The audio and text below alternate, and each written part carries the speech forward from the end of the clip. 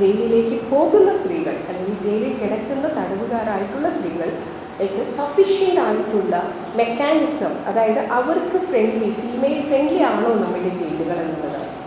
തികച്ചും female friendly അല്ല നമ്മുടെ ജയിലുകൾ.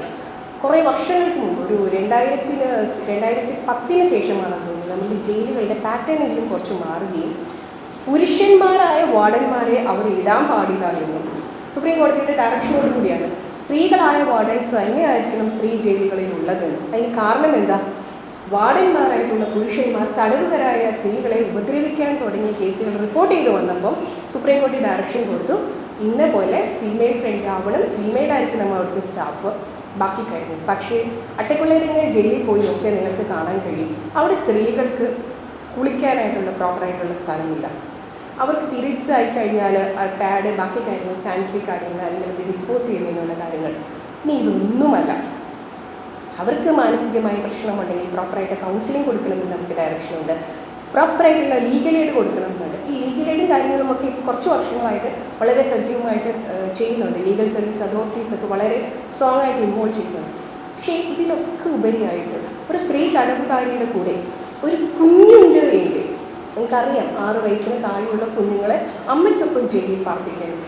ആ കുഞ്ഞനുഭവിക്കുന്ന ട്രോമ, ആ അമ്മയോടൊപ്പം തന്നെ തടവനുഭവിക്കാൻ വിധിക്കപ്പെടുകയാണ് കുഞ്ഞ്. 6 വർഷം അമ്മയ്ക്കൊപ്പം ആ ജയിലിൽ കഴിയാം. പ്രോപ്പറായിട്ട് ആരെങ്കിലും ഉണ്ട് എങ്കിൽ മാത്രമേ ആ കുഞ്ഞിന് ജയിലിൽ നിന്ന് പുറത്തേക്ക് പോകാൻ പറ്റൂ.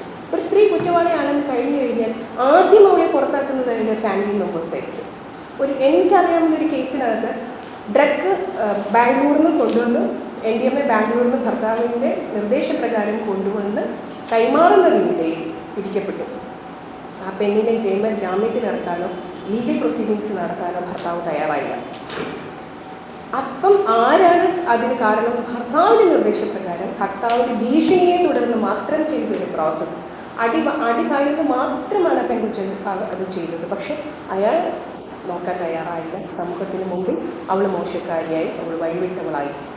അപ്പം ഫാമിലി മെമ്പേഴ്സിൻ്റെ സപ്പോർട്ട് ഇത്തരം കേസുകളിൽ ഉണ്ടാവാറില്ല. അപ്പം ഫാമിലിയിൽ നിന്ന് തന്നെ പുറത്താക്കപ്പെടും.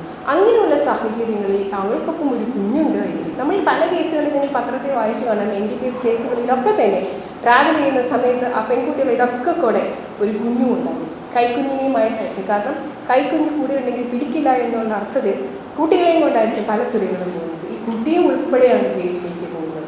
അപ്പം അവിടെ ആ കുട്ടികൾ അനുഭവിക്കുന്ന ട്രോമ, അവിടെയും കുറേയധികം ഗൈഡ് ലൈൻസുകളുണ്ട്. കുട്ടികൾക്ക് പ്രോപ്പറായിട്ടുള്ള എഡ്യൂക്കേഷൻ കൊടുക്കണം, പ്രോപ്പറായിട്ടുള്ള വസ്ത്രം കൊടുക്കണം, ടോയ്സ് കൊടുക്കണം, അവരെ ടേക്ക് കെയർ ചെയ്യണം. ഇതെല്ലാം കൃത്യമായ ഗൈഡ് ലൈൻസാണ്. ഈ ഗൈഡ് ലൈൻസൊക്കെ എത്രമാത്രം പോസിബിളാണ്, അല്ല എത്രമാത്രം ഫലപ്രദമായി നടക്കുന്നു എന്നുള്ള കാര്യം വരെ. പക്ഷെ അതിനൊക്കെ കുറേയധികം കാര്യങ്ങളുണ്ട്.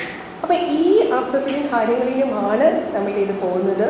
നിങ്ങളുടെ റിസർച്ച് എപ്പോഴും ഫോക്കസ് ചെയ്യുമ്പോൾ എനിക്കൊരു സജഷൻ ഉള്ളത്, അവരുടെ ഈ പറയുന്ന സൈക്കോളജിക്കൽ ആസ്പെക്ട്, സോഷ്യൽ ആസ്പെക്ട്സുകൾ കൂടി നിങ്ങൾ ഉൾപ്പെടുത്തണം. ഇത്തരത്തിലുള്ള റിസർച്ചുകളാണ് നാളെ പോളിസി മേക്കിങ്ങിലേക്ക് നയിക്കുന്നത് എന്നുകൂടി ഓർമ്മയിൽ വേണം ഇത് ചെയ്യാനെന്ന് നിങ്ങളെ ഓർമ്മപ്പെടുത്തുന്നു.